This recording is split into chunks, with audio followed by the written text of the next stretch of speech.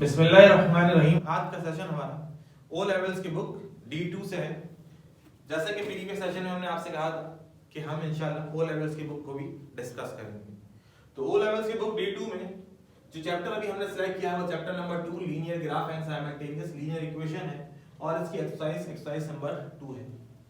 तो शुरू करते हैं इसकी क्वेश्चन नंबर 1 से। क्वेश्चन नंबर 1 जो है इसमें लीनियर इक्वेशंस हैं जिसको हमने सॉल्व करना है एलिमिनेशन मेथड से।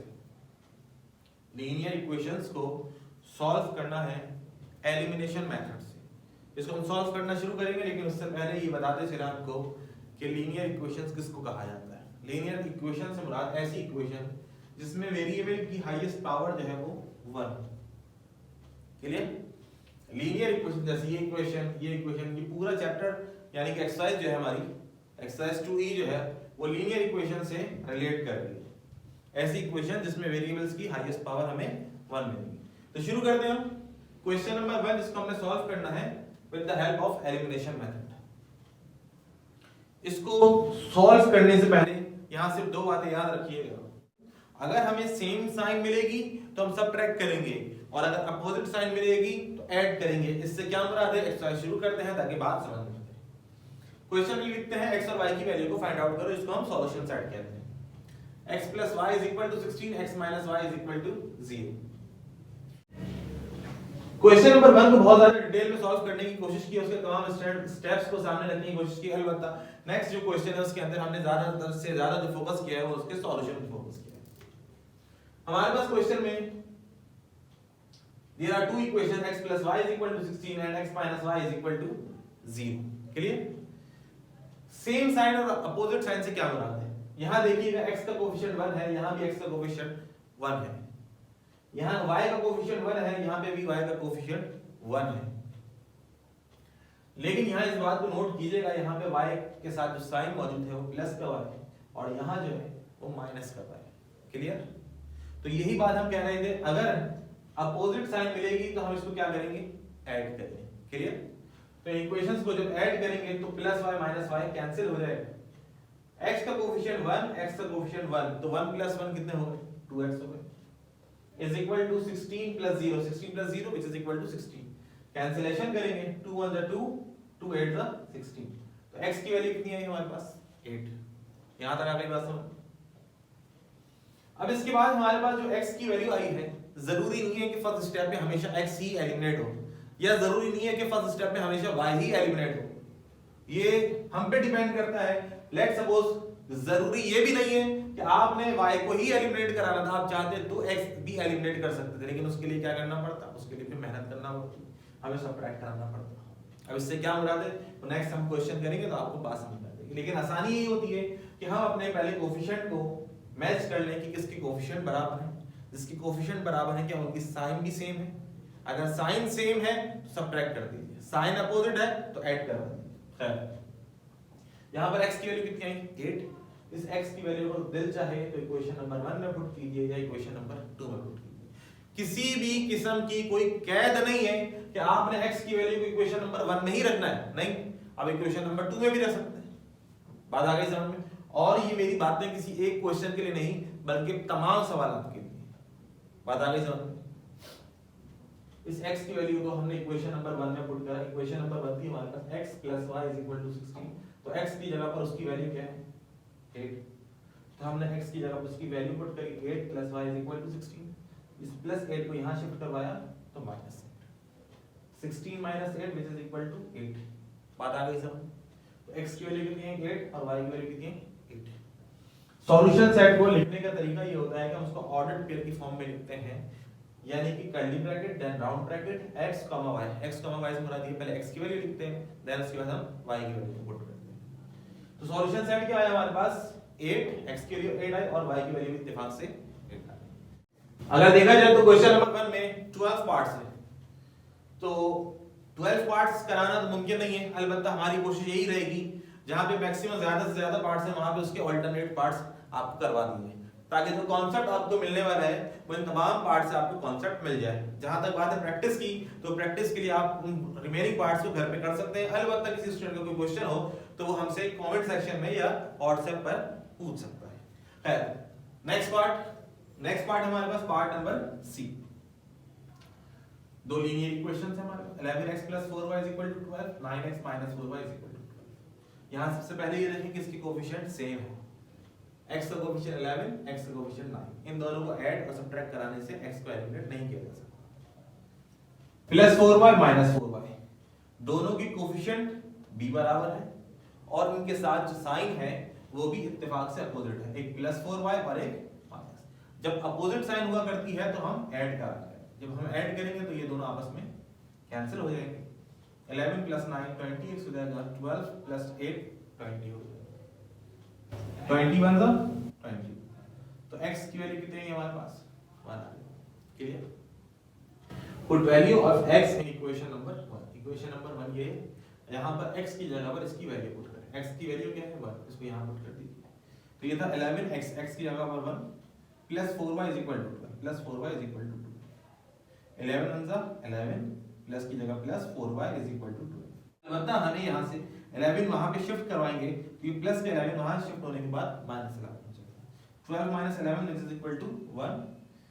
4 और y का आपस में जो रिलेशन है वो मल्टीप्लाई का, इसको अगर इक्वल टू के बाद शिफ्ट करें तो ये डिवाइड होना चाहिए। तो x की वैल्यू है हमारे पास 1 और y की वैल्यू है हमारे पास 1/4 और इसको हमने सॉल्यूशन सेट में ऑर्डर पेयर के फॉर्म में लिख दिया। क्लियर। नेक्स्ट पार्ट है हमारे पास part number e। 3x + y = 5 and x + y = 3। अब यहां पे पहले कोएफिशिएंट देखे जाएंगे। x का कोएफिशिएंट 3 है और x का कोएफिशिएंट 1 है, तो कोएफिशिएंट तो बराबर नहीं है।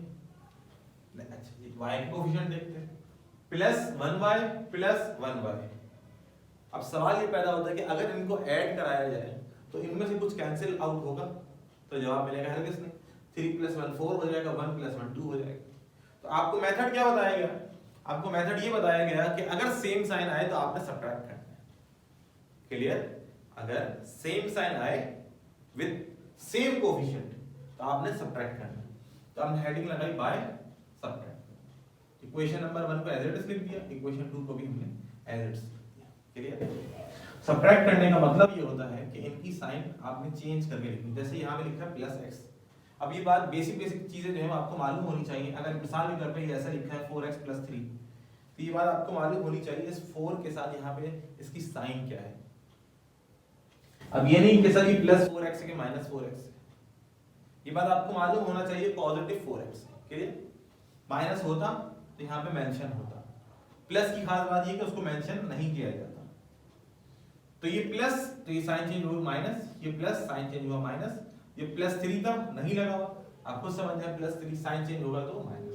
और जब सब्ट्रैक्ट कराने के लिए हम जब साइन चेंज कर देते हैं तो याद रखिएगा इन साइन की कोई अहमियत नहीं है। अब हम इसको कैसे सॉल्व करेंगे, अब इसको ऐसे सॉल्व करेंगे, +3x माइनस, अब माइनस कहां से आया, ये साइन चेंज हो गई तो माइनस आ जाएगा। 3x - 1x which is equal to 2x plus y and minus y will be cancelled। 5 - 3 which is equal to 2। बात आ गई यहां तक सब। 2 1 2 1, तो x की वैल्यू कितनी है हमारे पास, x is equal to 1। Next step वही रहेगा जिससे प्रीवियस क्वेश्चन हमने किया। x की जो भी वैल्यू आए दिल चाहे तो इसको इक्वेशन नंबर 1 में पुट कीजिए या इक्वेशन नंबर 2 में पुट कीजिए। इस दफा हमने इस x की वैल्यू इक्वेशन नंबर 2 में पुट किया। x + y = 3, तो x की जगह पर हमने पुट किया 1 + y = 3। इस 1 को वहां शिफ्ट करवाएंगे तो ये हो जाएगा -1, 3 - 1 which is equal to 2। तो सॉल्यूशन सेट आया x की वैल्यू 1 और y की वैल्यू। बात आ गई सब। पार्ट नंबर जी।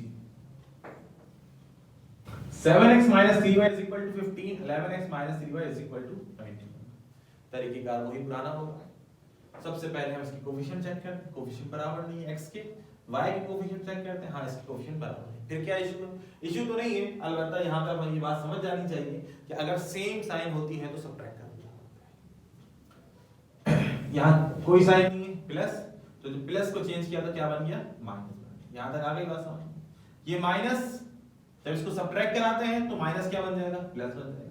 21 के आगे कोई साइन नहीं है यानी कि पॉजिटिव 21 है, जब सब्ट्रैक्ट करेंगे तो ये -21। क्लियर।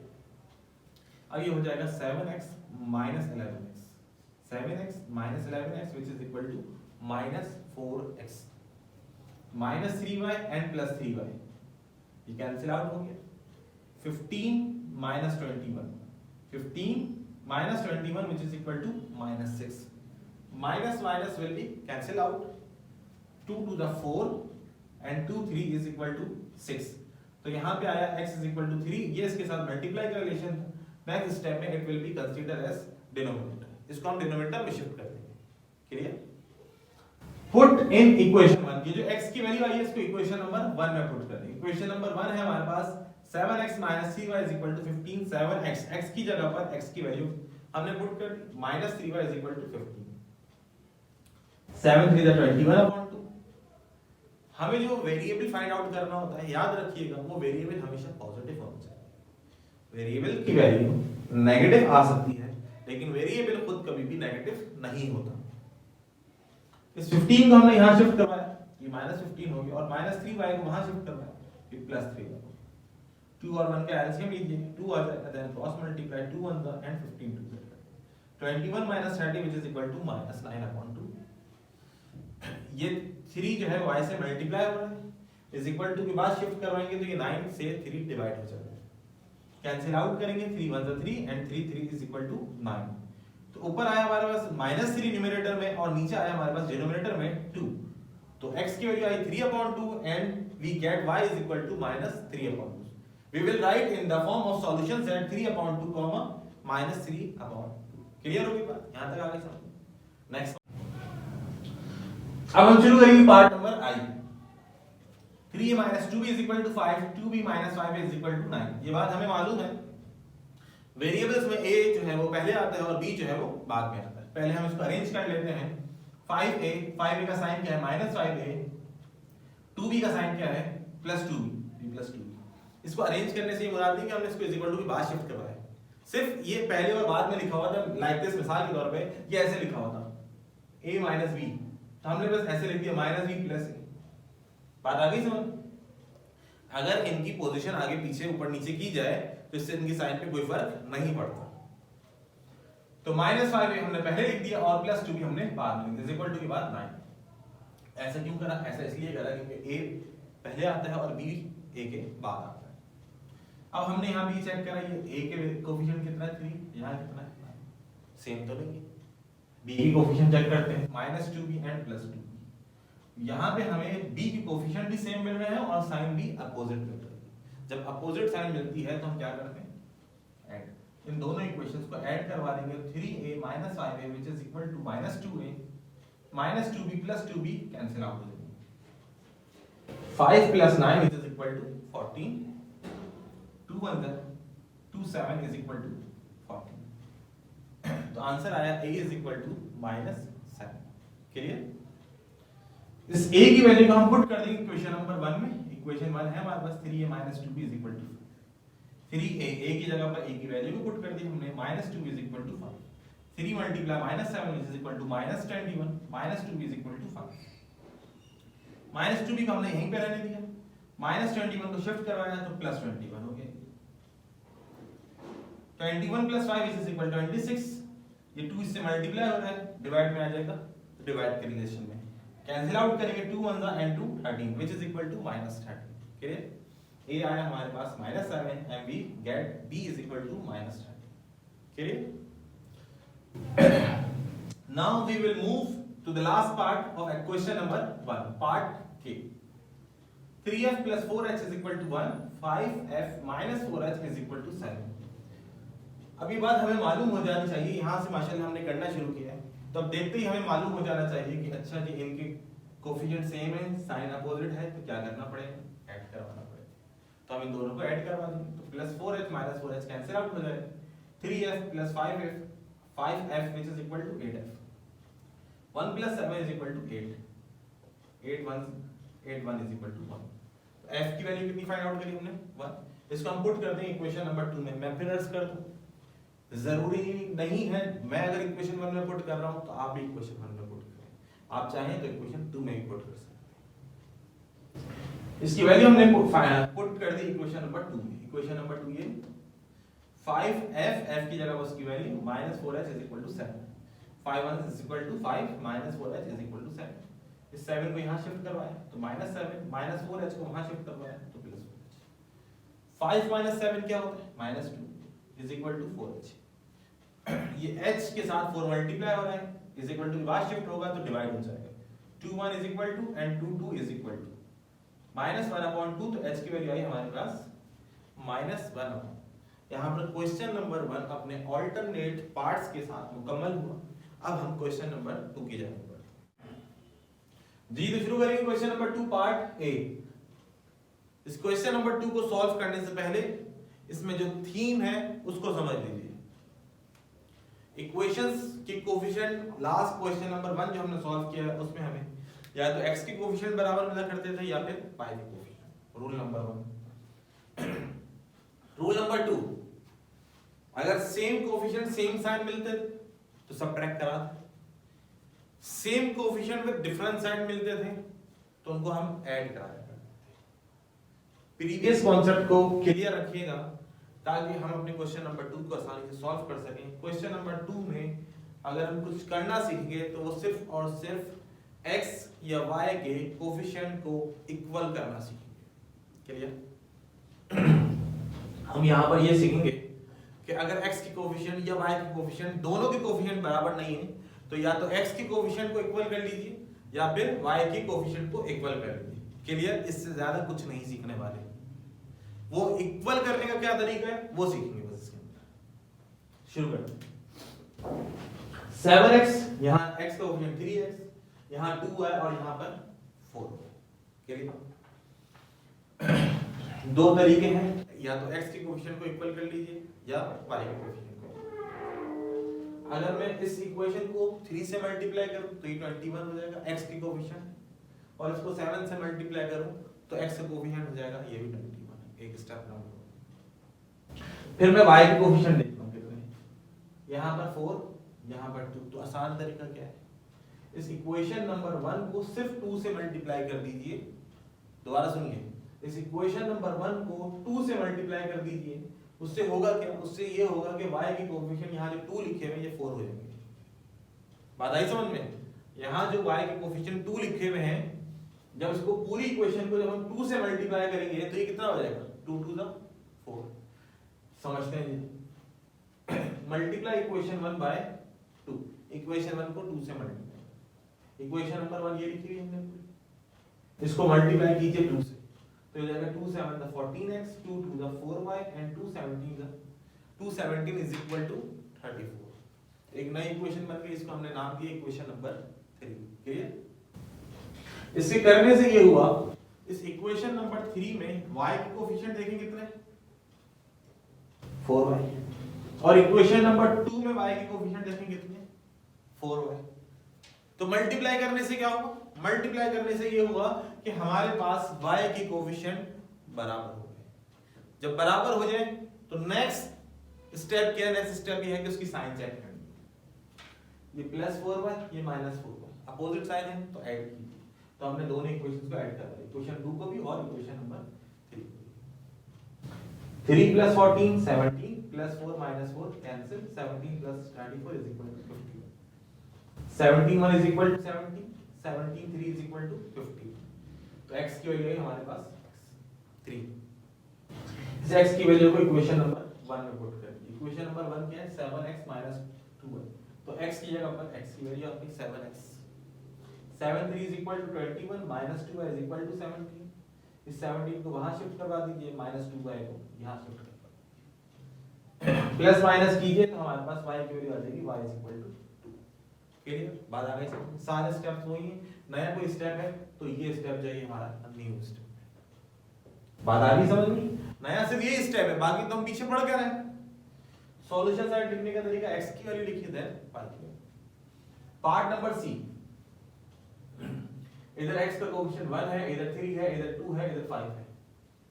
2 5 नहीं बन सकता, 5 2 नहीं बन सकता, 3 1 नहीं बन सकता। हाँ ये है, लेकिन 1 को 3 बनाया जा सकता है। कैसे?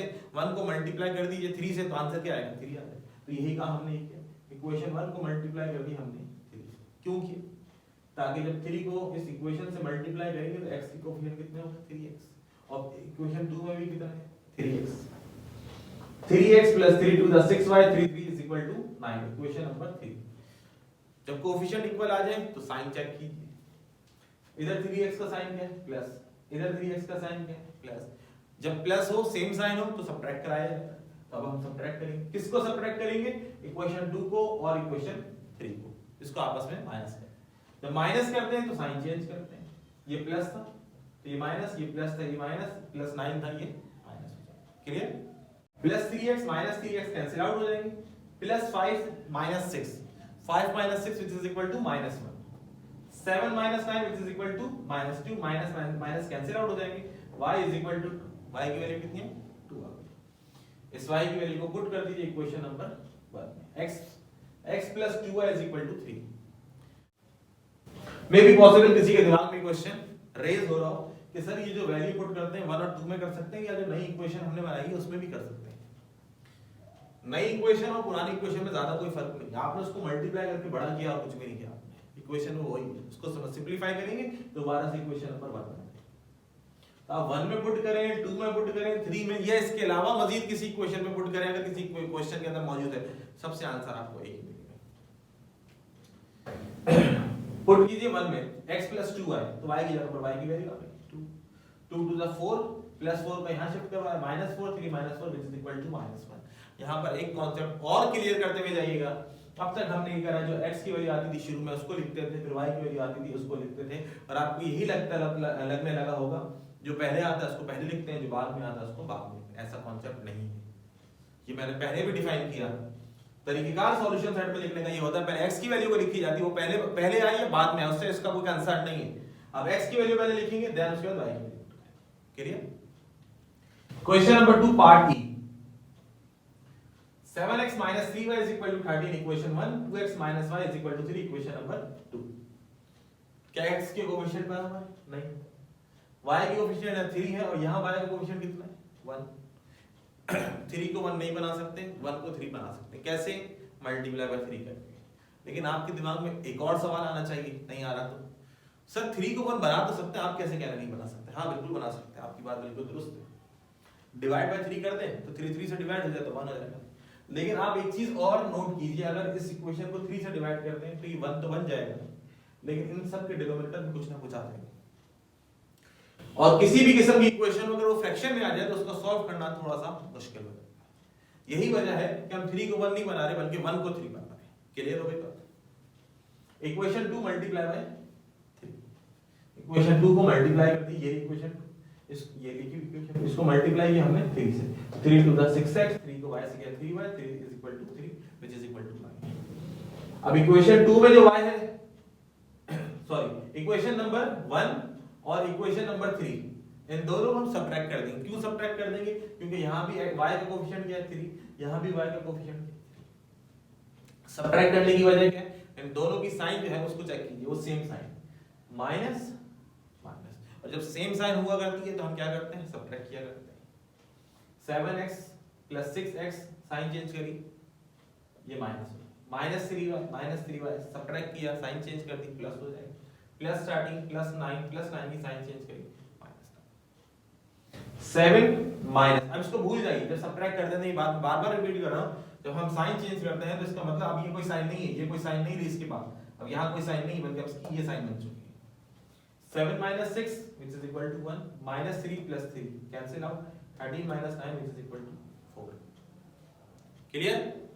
इस x की वैल्यू को पुट कर दीजिए equation number 1, 7x minus 3y, 7x x की जगह पर x की value, minus 3y is equal to 13, 7 4 the 28, minus 3y is equal to 13, side को यहां शिफ्ट कर दिए, minus 3y को यहां शिफ्ट कर दिए, 28 minus 13 which is equal to 15 is equal to 3y। Cancel out कर दीजिए, 3 1 is equal to 3, 3 5 is equal to 5, तो y की वैल्यू कितनी आ गई हमारे पास? सॉल्यूशन सेट आ गया, x की value 4 and y is equal to 5। Question number 3 की जाने पड़ेंगे। क्वेश्चन नंबर 3 को भी एलिमिनेशन मेथड से सॉल्व करना है। अगर आप अपने प्रीवियस क्वेश्चन से कंपेयर करें तो हमने क्या क्या करना सीखा। सबसे पहले क्वेश्चन नंबर 1 में हमने ये सॉल्व करना सीखा कि एलिमिनेट किस तरीके से किया जाता है। पॉजिटिव पॉजिटिव मिलेगा तो क्या होगा, नेगेटिव नेगेटिव मिलेगा तो क्या होगा, पॉजिटिव नेगेटिव मिलेगा या नेगेटिव पॉजिटिव मिलेगा, क्या तरीका, बिल्कुल बेसिक स्टेप्स। फिर हम आगे बढ़े, हमने ये देखा कि हमारे जो x के कोफिशिएंट हैं या फिर y के कोफिशिएंट है वो इक्वल नहीं है। हमने इक्वल करना सीखा। एक इक्वेशन से मुराद ये कि ये 4 था ये 2 था तो इसको 2 से मल्टीप्लाई करो, ये 4 बन गया। यहाँ 1 था ये 3 था, 3 से मल्टीप्लाई करो, ये 3 था ये 1 था, 3 से मल्टीप्लाई करो 3।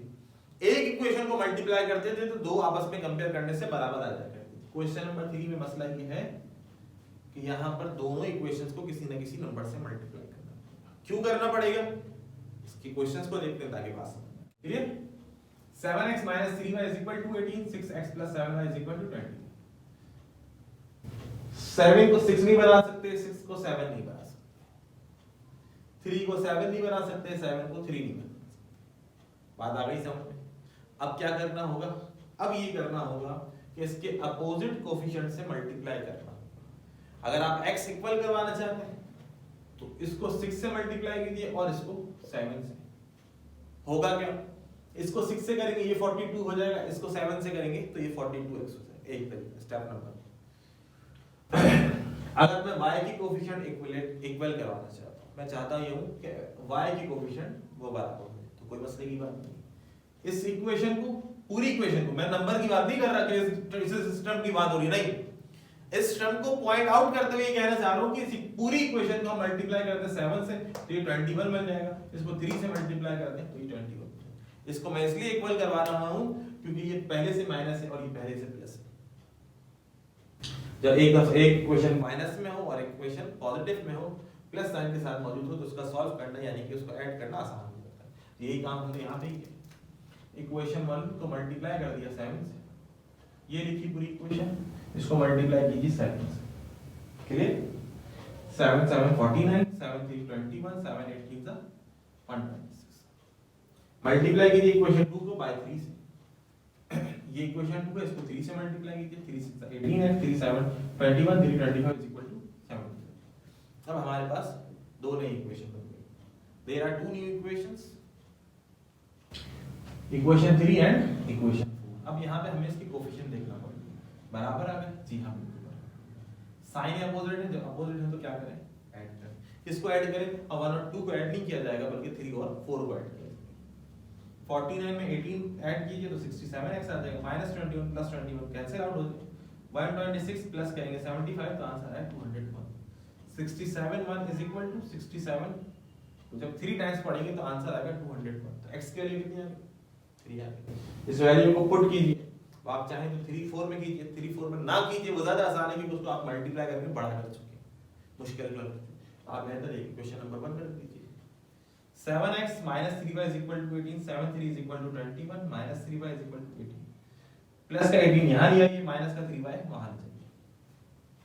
21 - 18 = 3 और यहां पे आया हमारे पास 3y, 3 1 = 3, 3 1 = 8। तो y = कितना आ गया, y की वैल्यू कितनी आ गई हमारे पास 1। x आया 3 और y आया 1, तो सॉल्यूशन सेट बना 3, क्लियर? इसके बाद हम करेंगे पार्ट डी। ठीक है, इसको देखते हैं। इसमें भी यही मसला है, पूरे क्वेश्चन नंबर 3 में यही इशू है। इशू से मुराद ये है कि दोनों इक्वेशंस को बराबर करना पड़ेगा। एक इक्वेशन ऐसा नहीं है जैसे क्वेश्चन नंबर 2 में हमने देखा, एक इक्वेशन को किसी से मल्टीप्लाई करो तो वो बराबर हो जाता है, बल्कि दोनों को तो अपोजिट कोफिशिएंट से मल्टीप्लाई करना पड़ेगा तो इक्वेशंस बराबर हो जाएंगे। जैसे मिसाल के तौर पे ये 3 है, इसको 5 से मल्टीप्लाई करेंगे, इस 5 को 3 से मल्टीप्लाई करेंगे। इस दफा इसको इसलिए कर रहे हैं x को बराबर, क्योंकि अगर हम y को भी बराबर करते हैं तो y के कोफिशिएंट भी बराबर हो जाएंगे, लेकिन सेम साइन के साथ। जब सेम साइन ही है तो इसको बराबर कर ले या इसको इक्वल कर ले, बात तो एक ही है। इक्वेशन 1 को मल्टीप्लाई कीजिए 3 5 15, 3 4 12, 3 11 13। इक्वेशन 2 को मल्टीप्लाई कीजिए 5 से, इस इक्वेशन को मल्टीप्लाई कीजिए 5 5 3 15, 5 5 25, 5 4 30। क्या आप कहीं ये तो नहीं सोच रहे कि मुझे कैसे पता चलता है 3 से करना या 5 से? मैं बार-बार रिपीट कर रहा हूं, इस x का कोफिशिएंट क्या है 5, इस 5 को इस इक्वेशन 2 से मल्टीप्लाई करें, इस x का कोफिशिएंट क्या है 3, इस 3 को इक्वेशन 1 से मल्टीप्लाई करें ताकि आंसर क्या आ जाए, दोनों के कोफिशिएंट क्या आ जाए, बराबर आ जाए। ये कोई रट्टाफिकेशन नहीं है। अगर आप y इक्विवेलेंट करवाना चाहते हैं तो इसको 5 से मल्टीप्लाई करें, क्यों? क्योंकि इसका कोफिशिएंट क्या है 5। 5 को 4 से करें 20 बनेगा, 4 को 5 से मल्टीप्लाई करें 20 बन जाएगा। क्लियर है? Equation 3, equation number 4, equation number 4 यहां पे y आ गया। अब हम क्या करें, यहाँ पे 15x यहाँ पे 15x दोनों के कोएफिशिएंट हमने चेक करे, इक्वल आ चुके हैं। इक्वल आने के बाद हमने साइन चेक करी, +15 जब प्लस प्लस आ जाए तो क्या करो, सबट्रैक्ट करो। साइन चेंज कर दी सबकी, +15 -15 cancel out, +12 -25 is equal to -13, +33 -20 is equal to 13, 13 1 13, तो y इज इक्वल टू 1। ये माइनस वहां शिफ्ट करवाएंगे तो y की वैल्यू आ जाएगी -1। इस वैल्यू को पुट कर दी इक्वेशन नंबर 1 में। 5x + 4y = 11, y की जगह पे y की वैल्यू 4 × -1 = -1, -4 वहां शिफ्ट करेंगे तो +4 हो जाएगा, 11 + 4 = 15, 5 1 = 5, 5 3 = 15, तो x की वैल्यू कितनी आई, 3। क्लियर? तो y है हमारे पास -1 और x है 3। लिखने का तरीका होता है पहले x की value then y। Last part की जानी पड़ेगी हम, part f। 5x - 4y = 23, 2x - 7y = 11। Clear? 5 को 2 से मल्टीप्लाई करके 10 बना दें, 2 को 5 से मल्टीप्लाई करके 10 बना दें। लेकिन फिर रिपीट कर दूं, इसका हरगिज़ ये मतलब नहीं है कि एक टर्म को मल्टीप्लाई करना है, पूरी इक्वेशन को मल्टीप्लाई करना है। इक्वेशन 1 को मल्टीप्लाई करें 2 से, 2 5 10, 2 4 8, 2 20 46। इक्वेशन 2 को मल्टीप्लाई कीजिए 5 से। इक्वेशन 2 कौन सी है, ये। इसको किससे मल्टीप्लाई करना है, 5 से। ये आ गई इक्वेशन 2, इसको 5 से, 5 2 10, 5 7 35, 5 11 55। सेकंड स्टेप, अब इसकी साइन चेक करें। 10x + 10x दोनों की साइन क्या सेम, जब सेम हो तो क्या करें, सबट्रैक्ट करें। जब हम सबट्रैक्ट कर दें, किसको सबट्रैक्ट करें, 3 और 4 सबट्रैक्ट करते हैं, साइन चेंज करते हैं। ये प्लस था माइनस हो गया, माइनस था तो प्लस बन गया, प्लस था तो minus. +10 - 10 cancel, -8 + 35 which is equal to 27y, 46 - 55 which is equal to -9। ये 27 यहाँ पे मल्टीप्लाई हो रहा है, इधर आ जाएगा नेक्स्ट स्टेप में डिवाइड हो जाएगा। टेबल हम पढ़ेंगे, 9 1 = 9, 9 3 = 27, 3 मल्टीप्लाई हो रहा है, 3 डिवाइड में आ जाएगा। तो y की वैल्यू है हमारे पास -1/3। इस y की वैल्यू को पुट करेंगे हम इक्वेशन नंबर 1 में। इक्वेशन नंबर 1 क्या है, 5x - 4y, 5x - 4y, y की जगह पर y की वैल्यू, ये माइनस प्लस 4 1 = 4/3, +4/3 वहां शिफ्ट हुआ, -4/3, इसके नीचे कुछ नहीं है भाई।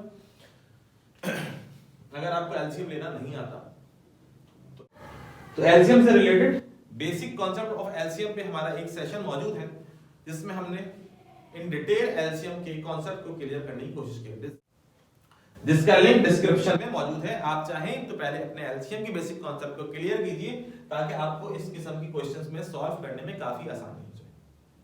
आगे बढ़ते हैं।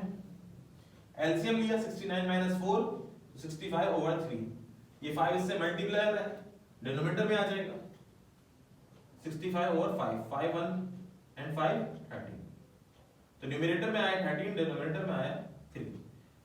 सॉल्यूशन सेट लिखा जाएगा, तो सॉल्यूशन सेट कैसे लिखेंगे, पहले x की वैल्यू 13/3 देन y की which is equal to -1/3। आज के सेशन को हम यहीं पे मुकम्मल कर, इंशाल्लाह नेक्स्ट सेशन में इस एक्सरसाइज 2E के रिमेनिंग क्वेश्चन जो है इनको सॉल्व करने की कोशिश करेंगे। अपना ख्याल रखिएगा, अल्लाह हाफिज।